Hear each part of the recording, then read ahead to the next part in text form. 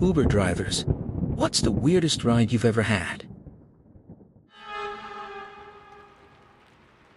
This story happened about 2 years ago, and it is honestly the main reason that prompted me to get a dash cam installed in my vehicle. It was around 2 in the morning in downtown Orlando when I accepted a ride request for a group of 4 passengers. When I pulled up to the curb, I saw 3 young guys physically carrying a completely passed-out young woman toward my truck. They loaded her into the back seat and climbed in after her. I live over by the University of Central Florida area, and their drop-off address was heading right in that direction. During the drive down the highway, I kept my eyes on the road, but I started overhearing the casual conversation happening in the back. They were talking in hushed tones, arguing about who was going to go first once they got inside the house. One of the guys literally said something along the lines of how he was the one who bought her drinks all night and put in the work to get her to that state. I instantly froze inside. I realized they had slipped something into her drink and were planning to take complete advantage of her as soon as they got behind closed doors. They all looked like standard college kids, so initially, I had assumed they were just a group of close friends looking out for each other. We pulled up to the destination address, and right as the trip was officially ending on my app, I turned around and confronted them. I told them dead seriously that they needed to call a female friend of hers to come pick her up right now. To my absolute horror, one of the guys looked right at me and admitted they did not even know who she was. I immediately pulled out my phone and dialed emergency services right in front of them. The second they heard me talking to the dispatcher, 2 of the guys threw the truck doors open and took off running down the street into the dark. The remaining guy, who actually lived at that specific house, panicked. He started begging me to drive down the block or take the unconscious girl somewhere else before the sirens arrived. I refused to budge. I put the truck in park, locked the doors, and waited. I was not afraid of him. The police officers showed up in less than 5 minutes, quickly followed by a fire truck and an ambulance. The paramedics immediately transferred the young woman onto a gurney and transported her straight to the hospital. By that time, the guy who lived there had snuck inside his house and locked the front door. Because I didn't have an interior camera running back then, I had no way to prove to the officers what those guys had actually said in the back seat. The officers knocked heavily on his door to question him, but he just yelled through the window that they had merely shared a ride together and that he had no idea who the girl was. Without a physical recording or her personal ID, which was missing along with her phone, the police could only take my official statement on the scene. I gave them all my contact info, but I never received a follow-up call after that night. I usually hate driving UCF college students around late at night, but that night I was so glad they got into my truck.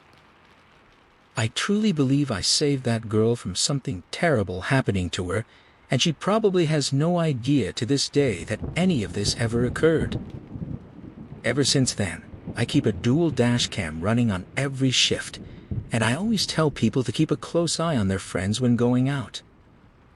Cultural note: under Florida law and rideshare platform safety protocols, drivers are classified as third-party witnesses when observing suspected crimes or passenger distress inside their vehicles. In major university districts like Orlando, emergency medical services utilize field protocols to evaluate incapacitated passengers for suspected drug-facilitated assaults, while dual-channel dash cams serve as critical legal evidence for law enforcement to bypass conflicting verbal statements.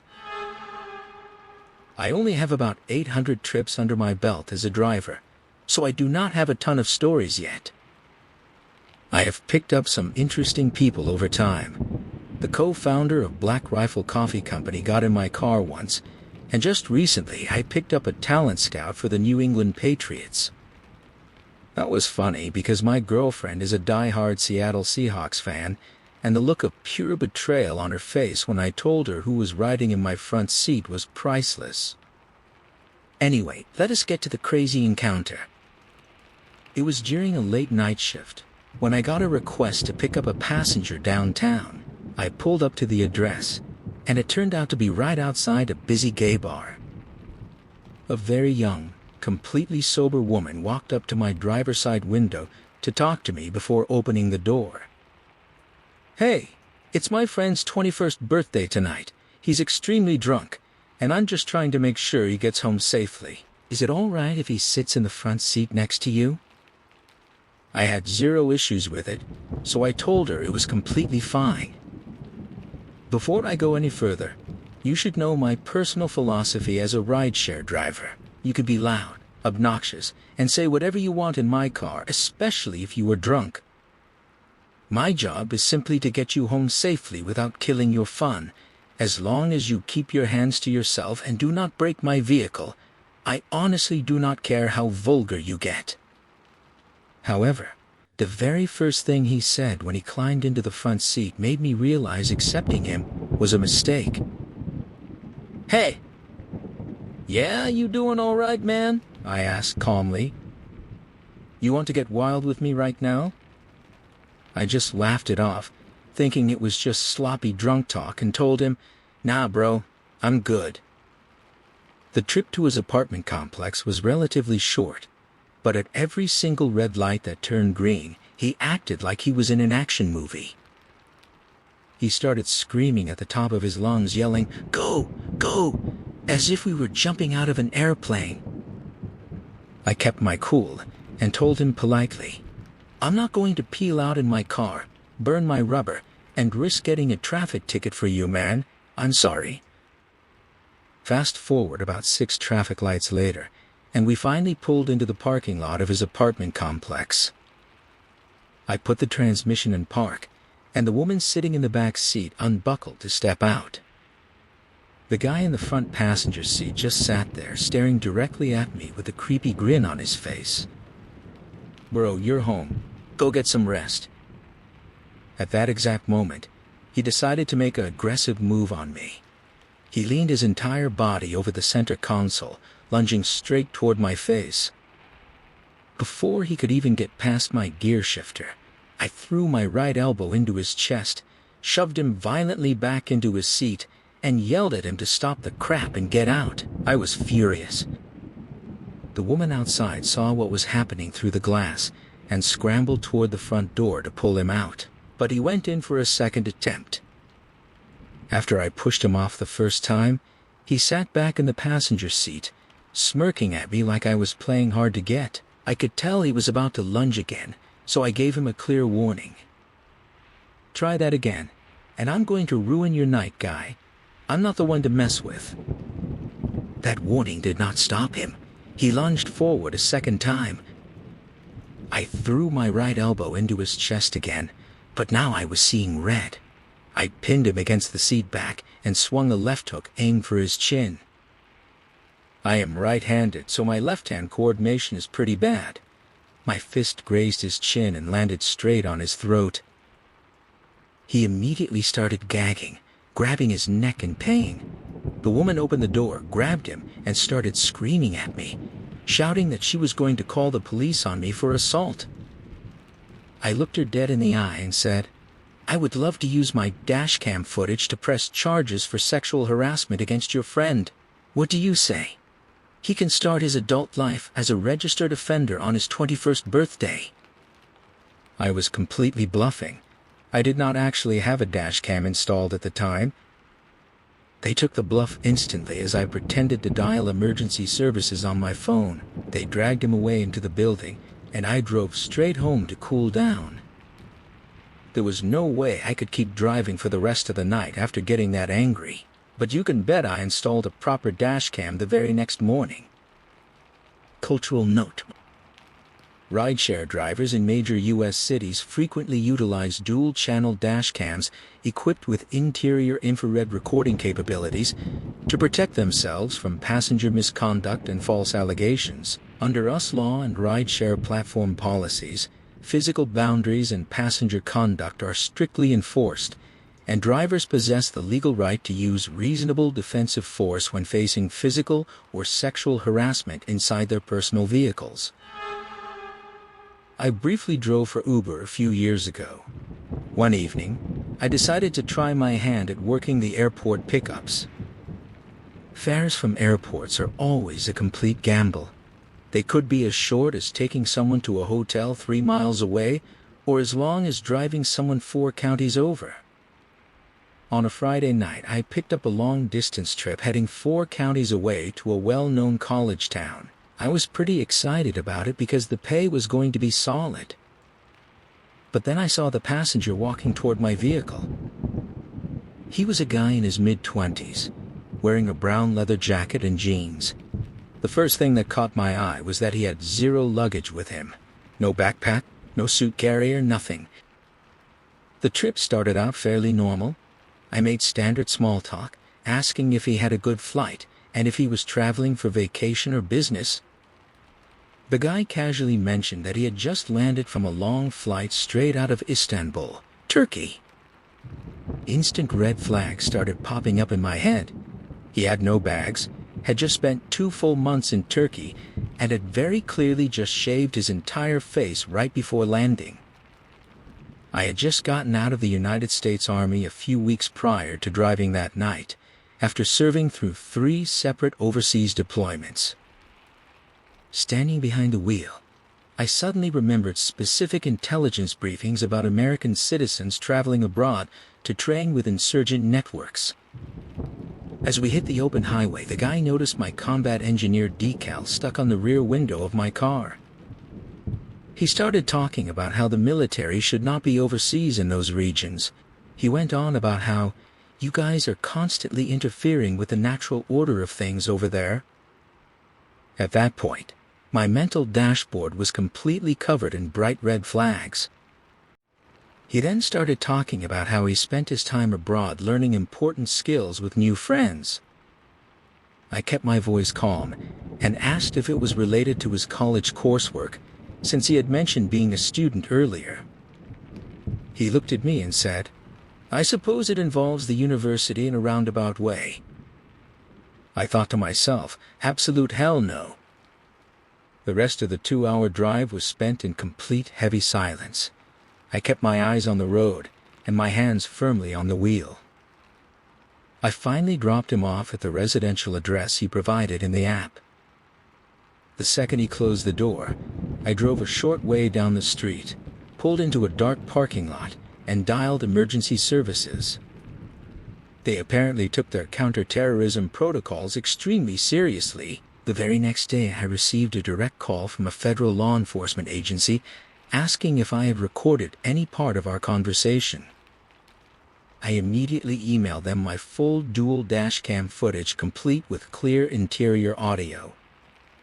They told me they would handle the situation from there and thanked me for the crucial information.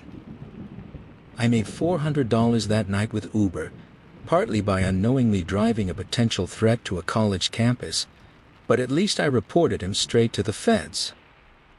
Cultural note: federal law enforcement agencies, including the FBI's Joint Terrorism Task Force, actively monitor human intelligence tips regarding domestic radicalization and unauthorized travel to high-risk conflict zones. Under transportation security protocols, military veterans trained in threat identification often serve as critical primary informants, while interior vehicle dashcam audio serves as official federal evidence during preliminary counterterrorism inquiries. For a while, my boyfriend and I used to drive for Uber together on the late-night shifts. We picked up a group of extremely intoxicated people at a sketchy roadside hotel right around midnight. They had thick Louisiana accents and were pretty difficult to understand, even for someone like myself who grew up in the South. There were 4 of them in the group, but we only had 3 available seats in the back. They looked at us and asked, "We'll squish together if that's all right." Before we could even protest, all 4 of them crammed into the back seat, practically sitting on top of each other. Before we could even pull out of the parking lot, One of the women in the group suddenly realized she had forgotten her phone inside their room. She asked us to drive around to the back of the building where their specific room was located, where all the doors opened directly to the outside lot. When we pulled up to the door, we saw a man sitting on the cold asphalt outside, wearing almost no clothes. Our passengers were so out of it that they just started laughing at the sight of him. The man on the pavement was completely unmoving, just staring blankly ahead. The woman stepped out of the vehicle to grab her phone, and right then, another guy emerged from the room. The woman and the new guy had to physically lift this large, unclothed man off the ground, hauling his weight to drag him back inside. When the woman finally got back into our car, she casually mentioned that the guy on the ground was heavily intoxicated because he had just found out that same day he was sick. We then drove them to the local bar where they wanted to keep drinking. The entire way there, they were screaming, cheering, and laughing in the back seat. One of the guys kept loudly talking about a raccoon wearing flip-flops. When we finally arrived at the location, they handed us a surprisingly generous cash tip and headed inside, while we pulled away into the night. I used to drive a taxi in a rough oil boom town, and I had quite a few bizarre and unsettling experiences out there. The one incident that stands out the most is both my favorite and my absolute least favorite story to tell. I received a call for a pickup way out of town at a secluded trailer park. It was a small grouping of trailers that the oil companies used as a makeshift man camp for workers. It was located way out on dark dirt back roads, and the guy calling had to give me turn-by-turn directions over the phone the entire way. I was on the line with him during the whole drive out there. I finally managed to find the isolated spot in the dark. The passenger said through my speaker, "It's the trailer at the very end, the only one with the porch light on and a camper parked right beside it. I'm inside the camper. You need to pull up as close as you physically can so I can hop straight onto your hood and we can get out of here." He literally told me to let him jump onto my car while moving. I looked through my windshield and told him, "I can't do that, man. There are like 6 cars parked in the driveway blocking everything, and I don't know if you realize this, but there's a whole group of guys standing right outside your door." The guy on the phone panicked instantly. "What? Oh no, oh no!" Right around that time, the group of guys outside spotted my headlights turning into the drive. I heard one of them shout out, "Oh good, it's not a cop." They immediately marched over to my driver's side door. They surrounded my vehicle and started aggressively yelling through my window. "What are you doing here? Nobody called a cab. You need to turn around and leave right now." The main guy talking to me was obviously on something heavy because his pupils were massive in the dark. After talking to him for a minute, I managed to get him to admit that someone inside had indeed called for a ride, but he snapped that the person was not allowed to leave under any circumstances. The dude started sticking his head right through my open window to intimidate me. I immediately threw the transmission into reverse and started backing down the dirt road while dialing my customer's number again on my cell phone. Through my side mirrors, I saw the other guys run straight back to the camper. They started violently ripping the front door off its metal hinges with their bare hands. The exact second my call connected, the door was torn completely open. I heard the cell phone slam onto the ground inside, and the guy started screaming at the top of his lungs. "Help me! Somebody help me!" I had no firearm on me, and I had given my protective pepper foam away 2 days prior to a girl dealing with a stalking situation, so there was zero chance I was going back into that trailer blindly. I hung up, dialed emergency services, and drove out to the main highway to wait by a visible mile marker. Waiting for the state troopers felt like an absolute eternity. I was terrified of being followed, so I kept my eyes glued to the only exit road like a hawk. When 2 police cruisers finally pulled up with their lights on, I told them what was happening, and they followed me back down the dirt path. I must have been going 90 miles an hour down those dirt roads with the cops right on my bumper. When we arrived at the camp, the officers started snooping around the property. They must have spotted something serious through a window, because they immediately drew their weapons, kicked down the doors, and started wrangling people. They ordered me to move my taxi way down the road for safety. After about 20 minutes, an officer walked over to my window and said, "There is a hell of a lot more going on out here than a simple taxi ride. You need to just head back to town, and we will call you later for an official statement." That was by far the worst night I ever had on the job, but I started driving when I was 19, so I saw a lot of crazy things out there.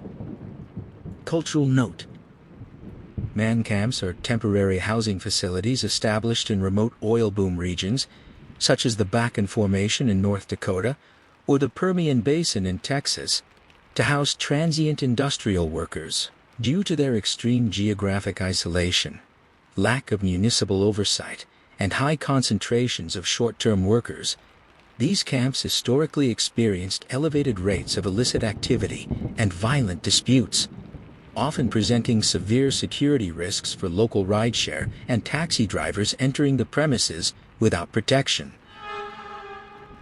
Like what you see? Subscribe to the Reddit Oracle for more. I had a few weeks off between jobs a few years ago, so I decided to try driving for Uber to pass the time. The absolute worst experience I had happened around 3 in the morning. I accepted a pickup right outside the main stretch of downtown bars, just as a massive country music concert was letting out. I picked up 2 couples. The guys were super nice and friendly, and the one who sat in the front passenger seat actually shared the exact same first name as me, so we hit it off and started chatting right away. As we were driving, I gathered that the guys had just met these 2 women at the bar, and everyone was heading back to the women's hotel room. About halfway through the ride, one of the women in the back suddenly decided she wanted fast food. Since the ride was under her personal account, I was obligated to divert and take them to a nearby drive-thru. The other woman instantly snapped at her, yelling that she did not want any food and just wanted to get back to the hotel. They kept arguing back and forth in the back seat while I tried to ignore it and keep talking with the guy in the front seat. Suddenly, the guy in the back shouted at me that I needed to pull over immediately. I glanced in my rear-view mirror and saw the 2 women physically throwing hands and wrestling each other across the seat. I slammed on the brakes and pulled onto the shoulder. All of us jumped out to drag the 2 women out of the vehicle. The second we got them onto the pavement, one of them broke loose, and they started violently fighting right in the middle of the active street. I pulled out my phone and dialed emergency services right away. By the time the first police cruiser pulled up with its lights flashing, we had managed to separate them again. I walked straight up to the officer and pointed out that the woman who wanted fast food was the clear aggressor. The officer stepped over to detain her, but she instantly started resisting. Seeing the officer struggling, I stepped in to help restrain her arms so he could get the cuffs on. Once we managed to get her into the back of the police cruiser, she immediately started slamming her boots against the rear glass, trying to kick the windows out. The officer had to pull her back out onto the street because he needed to physically immobilize her legs. Finally, 2 additional police units pulled up on the scene, and the officers relieved me of my assistance. The whole time they were holding her down on the pavement, she just kept screaming at the top of her lungs about how she was an attorney and that they had failed to read her legal rights. I opened my phone, turned off the driver app for good, drove the 2 guys back to their place for free, and never picked up another passenger again. Cultural note: under US municipal traffic codes and rideshare platform terms, drivers possess the authority to cancel rides and alter routes during active passenger disputes to prevent vehicle damage or accidents. In public safety scenarios involving violent resistance, law enforcement officers may request or accept bystander assistance under state defense provisions while specialized physical restraints are utilized by officers to prevent suspects from shattering police vehicle glass during transport. Ooh, I actually have a wild story for this one. I had only been driving for Uber for a little while back then, maybe a few months or so, when I got a call to pick someone up outside a bar. When I pulled up to the curb, I saw a guy standing next to two middle-aged women who were very obviously inebriated. The guy walked up to my driver's side window and said, "Hey, this is under my account, but I'm vouching for these two. Can you take them home safely?" I looked at them, figured it was a standard late-night ride, and said, "Sure, no problem." So we got going down the road, and these two were completely out of it. I mean, it was no surprise at all why that guy was essentially kicking them out of the bar. To make matters worse, the woman sitting in the middle seat was way worse off than her friend. We were speeding down the highway, and this woman in the middle rear seat started asking me all these deeply uncomfortable weird questions. How do you know the people you pick up aren't some kind of crazy weirdos or something? I stared ahead at the road thinking to myself, what kind of question is that? I tried to just play it off casually. By this point, I was driving 60 miles an hour down the freeway, so I just mumbled some kind of neutral, non-committal answer to keep the peace. But for some reason, she started getting visibly aggressive. Her friend sitting next to her tried to calm her down, but then the middle passenger straight up snapped and said, "What would you do if someone just attacked you while you were driving?" Mind you, while she was saying this, she started making all these strange physical movements in the back seat. To me, it looked like she was either mimicking pulling a weapon or actually reaching down under her shirt and belt area to grab something. Then, completely out of the blue, she leaned forward and shouted at the top of her lungs, "What if I just stabbed you in the neck right now?" My blood ran cold. I immediately thought, "Whoa, that is it, right over." Her friend was half-heartedly trying to control her wild friend, but again, she was completely messed up herself and couldn't do much. I took the very first exit off the highway I could see, my heart beating so hard, it felt like it was going to burst right out of my chest. I was genuinely convinced I was about to get attacked from behind at any second while moving at high speed. Luckily, there was a bright Chevron gas station right at the end of the off-ramp. I slammed on the brakes, pulled into the lot with the tires screeching, put the car in park and yelled, "This ride ends right now! Get out!" As absurd as it sounds, they both just looked at me completely dumbfounded, as if to say, "Are you really kicking us out on the side of the road?" I looked back and told them dead seriously that I was not joking, and they had to leave my vehicle immediately.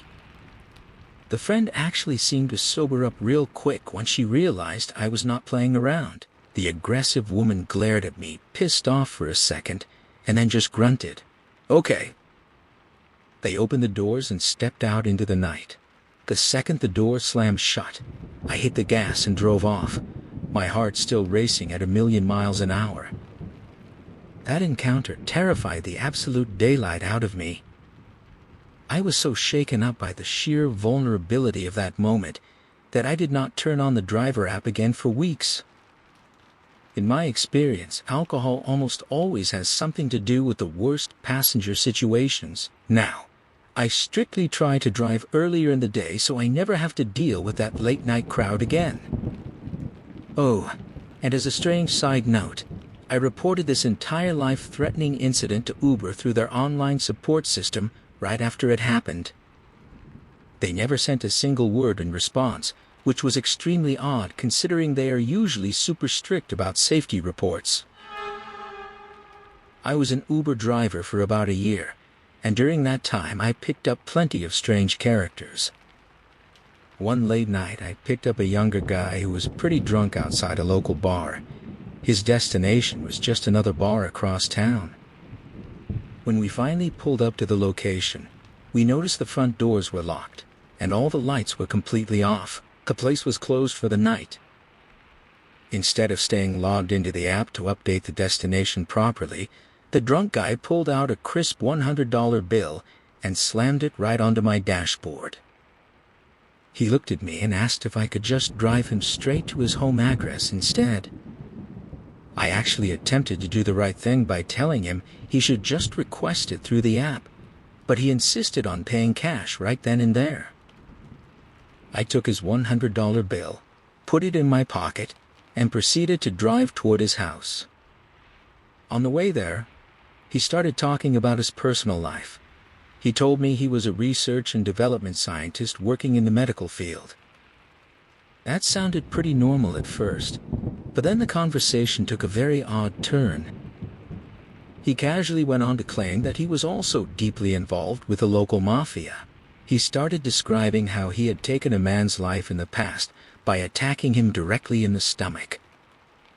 I just kept my eyes on the road, trying to gauge whether he was making up wild stories or telling the truth.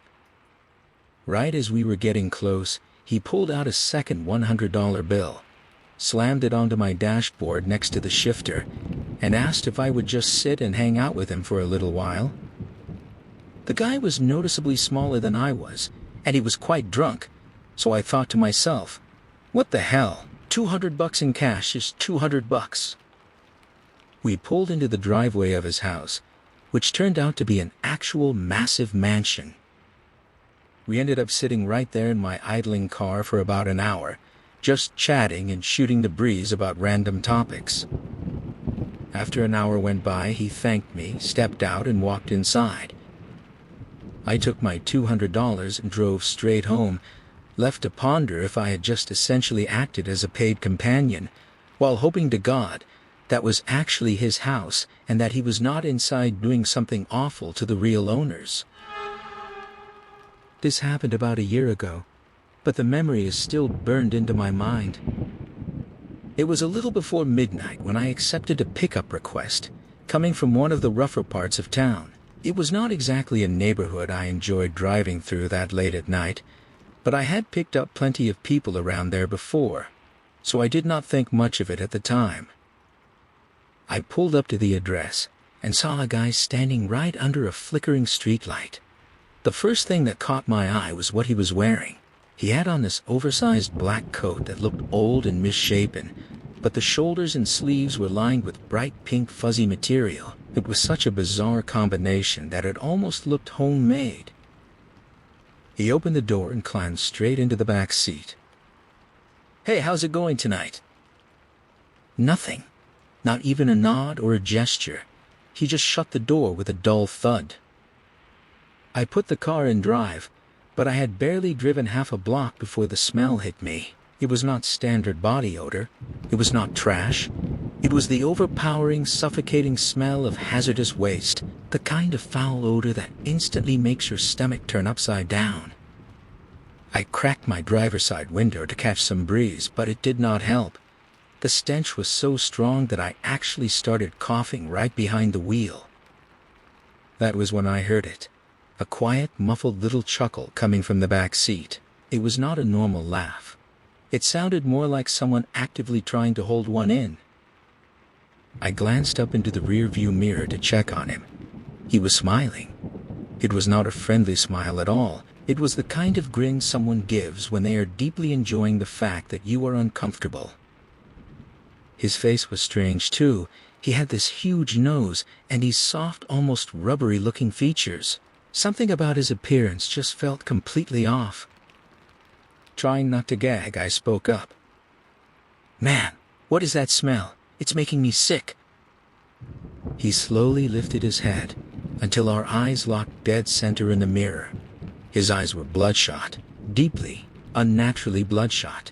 He kept smiling for another few seconds before quietly whispering, "Just open a window and keep driving." That was it. No apology, no explanation, just those 6 cold words. After that, I decided I was completely done trying to make small talk. For the next couple of minutes, the only sound in the car was him aggressively digging through a worn-out backpack, zippers opening, plastic rustling, metal objects clanking together in the dark, I figured he was just looking for his phone. Then a harsh beam of light filled the back of my car. He had turned on his phone's flashlight. At first I thought he was trying to find a dropped item. Instead, he pointed the direct beam straight at his own chest and then slowly unbuttoned his heavy coat. I glanced up in the mirror again, and my skin crawled. At first, I thought he had spilled thick mud all over himself. His entire bare chest was covered with dark brown streaks. But the longer I looked, the more I realized those were not random stains. Someone had intentionally drawn strange symbols and markings across his skin with that exact foul substance. Then, without saying a word, he started picking dried chunks right off his skin. Little pieces kept dropping onto my fabric seats one after another. I could actually hear them hitting the upholstery in the quiet car. By that point, I did not care about finishing the ride or getting paid. I just wanted him out of my vehicle. I started scanning the road ahead for a lit gas station or anywhere with people around in case I needed to pull over. Then, completely out of nowhere, he slammed the back of my driver's seat so hard that my whole body jumped. At the top of his lungs, he screamed right into my ear. "Have you ever been to that kind of party?" I froze, my hands gripping the wheel in total shock. Before I could even react, he yelled even louder. "If not, then shut your damn mouth." The timing could not have been stranger. Right as he finished screaming, the traffic light ahead turned bright red. Before I could process what was happening, I heard the rear door handle snap open. He burst into a loud, unhinged, cackling laugh that echoed inside the cab. Then he scrambled out and took off running, not toward the sidewalk, not toward any houses. He ran straight into the dense woods beside the roadway. Within seconds, he vanished into the dark trees. I just sat there gripping the steering wheel, my heart pounding against my ribs. After sitting in silence for a minute, I finally stepped out to check the back seat. His heavy backpack was still sitting on the floorboard. There were also dried chunks scattered across the fabric seat from whatever he had been scraping off his skin. Against my better judgment, I unzipped the backpack to see what was inside. I immediately wished I had not. It was stuffed with clothes completely covered in that same disgusting substance. I slammed it shut, tossed it on the curb, got back into my car and drove straight home. I spent hours scrubbing every single inch of the interior with harsh chemicals. Then I took one shower, followed by another. Even after all that cleaning, I swear I could still catch a phantom smell of it in my nose for days. I have driven drunk passengers, people on heavy substances, and people having complete mental breakdowns, but that guy was something else. To this day, whenever someone gets into my car wearing a long coat and carrying an old backpack, I still catch myself wondering if I am about to relive that exact same nightmare. Cultural note: rideshare drivers operating in urban areas at night frequently face biohazard contamination events, which under platform terms entitle drivers to clean up fee reimbursements, extreme passenger distress, mental health crises, or substance-induced psychosis, often manifest through unprovoked verbal outbursts and erratic behavior, forcing drivers to cancel rides at public locations or contact emergency services for biohazard removal and vehicle detailing. If you like these stories, make sure to subscribe to the Reddit Oracle.